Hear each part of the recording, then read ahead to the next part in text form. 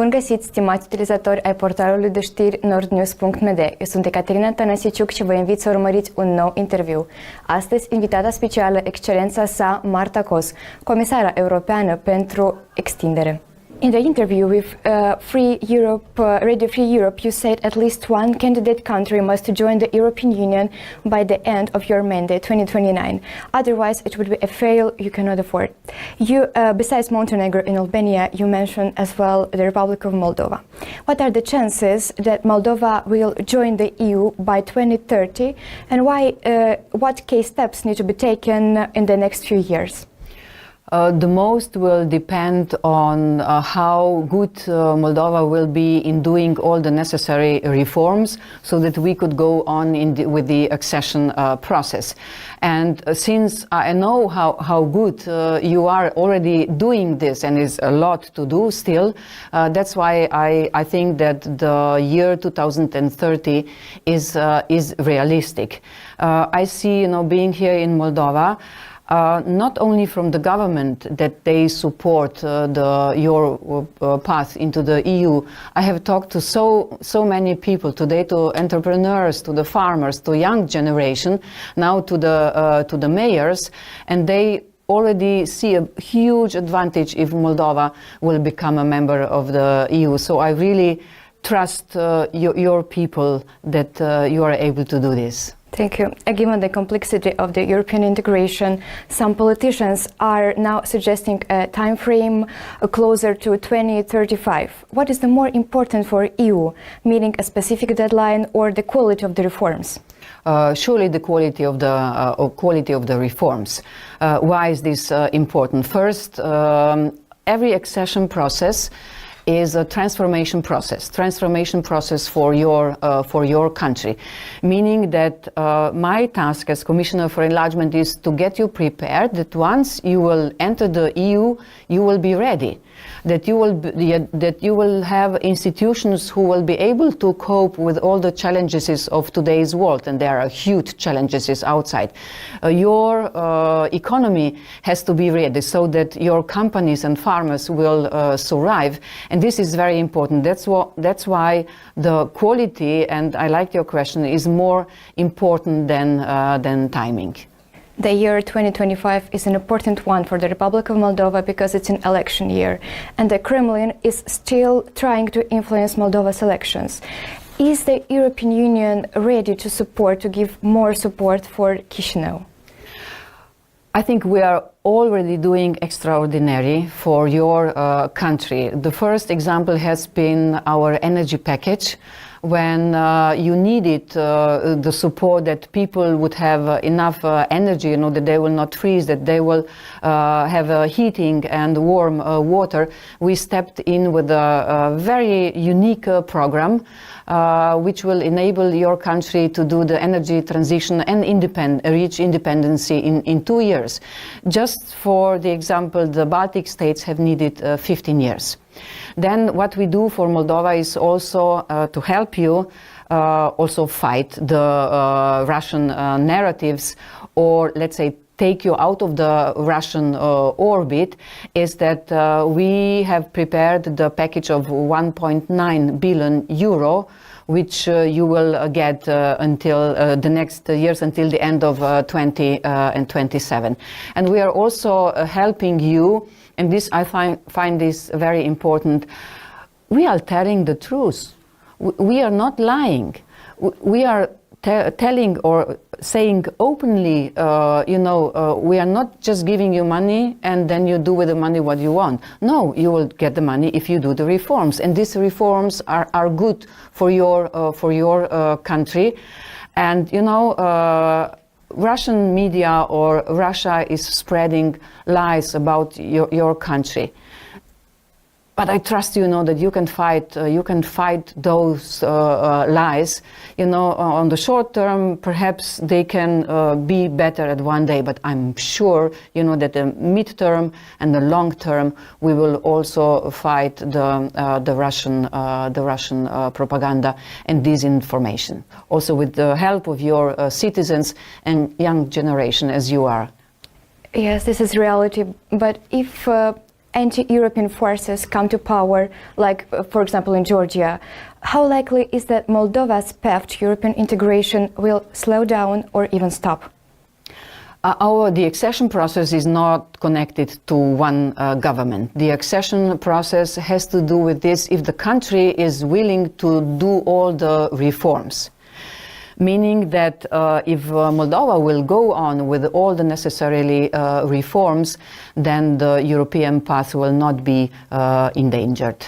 But we hope, it is, you have shown really a lot of energy and willingness to walk this European path, and I think that your people know exactly who is doing the best for your country. This is not Russia. Russia will not bring Moldova into the European Union. Moldova itself, with the help of European Union, will bring your country in the EU. A financial aid package of 1.9 billion euros called the Growth Plan for Moldova, and unprecedented and massive support for our country. But this is not only one project. EU as well support our country by our projects. Do you think Moldova is like a spoiled child of the European Union? Not at all. This is we went through the same process in Slovenia, and Slovenia is even my country smaller than Moldova is. No, not spoiled, but the country. We demand a lot from you. You have to do a lot of reforms. Just for the growth plan, there are 132 reforms. Some of them are very demanding, some of them not that demanding. And in order to be able to do this, we support you. But we support also the member states. Once you will become a member state, you will also get, there are many different programs that you will be able to develop your regions and municipalities. So, no, you are not spoiled at all. Yes, but you are a journalist as well. You were a journalist as well, and your bachelor degree was in journalism, and of course, you know how important is a free and democratically oriented press plays a crucial role in Moldova's path to European Union. Is the European Union ready to confirm the support for independent media by financial assistance as well? Yes, indeed. From my portfolio, we finance a lot of civil society or non-governmental organizations which play a very important role in the whole accession process. I love to say that the accession process is all of the society project. This is not only a project of the government or of the parliament, and EU media play an important role, but media has to be free and independent. And that's why we will put even more money into the free media. We will support them also in the future. And of course, there are also some the laws on the level of media which have to be adopted in Moldova. If I may say, really, me growing up as a journalist and you seeing your job great, today good journalism is not easy to do. It is much easier to spread lies. You don't need money. You don't need to send journalists, to walk around. You just take your phone and then you do the lies. This is very, very cheap. So really serious and free media need money, and we will do this, support them in the future. Yes, that's true. Thank you so much. And you are for the first time, Your Excellence, here in the north of the Republic of Moldova. How do you like it, and what is the role of such visit in promoting European integration? I really like being here. I love to say that Moldova is my best student from all the candidate countries, and in order to be able to work well together, I have to know you. not just the politicians which come to Brussels or I visit them in Chișinău. I want to get to know people who are living outside the capital. And that's why I came to the north and I will go to the south tomorrow. And I will be the biggest promoter of Moldova in Brussels, which is also very important. Why? You have been mentioning that Moldova will become a member in 4 years. Moldova could end the negotiations in 4 years, and then the member states have to go through their procedure, which is ratification of the accession treaty.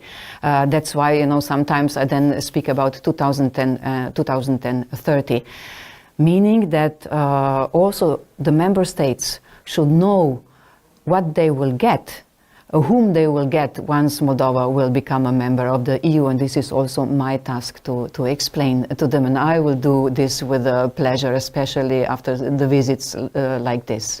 It will help us a lot.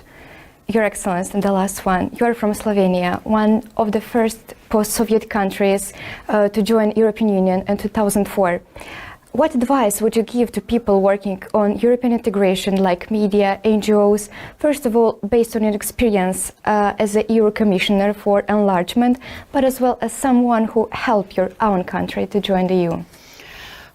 I'm grateful for your question. What I have learned out of accession process in Slovenia is that we feared at the beginning that the European Union would swallow us, a small country.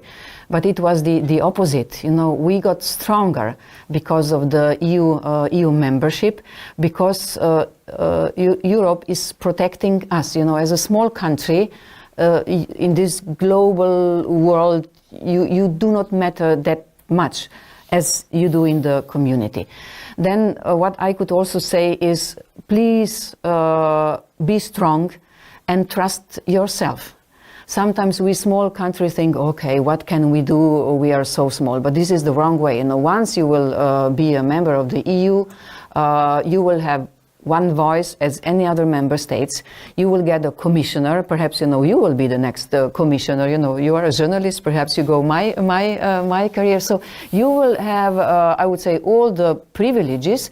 At the same, and you will have members of the European Parliament. At the same time, you will get also many obligations. And it is, this is a system which is based on solidarity. And I can't tell you how important European Union has been to Slovenia. We could develop our agriculture. We could, open new vineyards, and we are more secure. Our army is very small. It is 5,000 people, so soldiers, so not a lot. And being a part of a bigger community, even if EU is only now developing on the defense and security issue, but we feel stronger because we are a member of the EU, and Moldova will be stronger being a member of the EU. A really great message for Moldovan. Thank you so much. All the best to you and to Moldova. Thank you. Invitata specială, Marta Kos, comisară europeană pentru extindere. Mulțumesc că ați fost cu noi. Pe curând!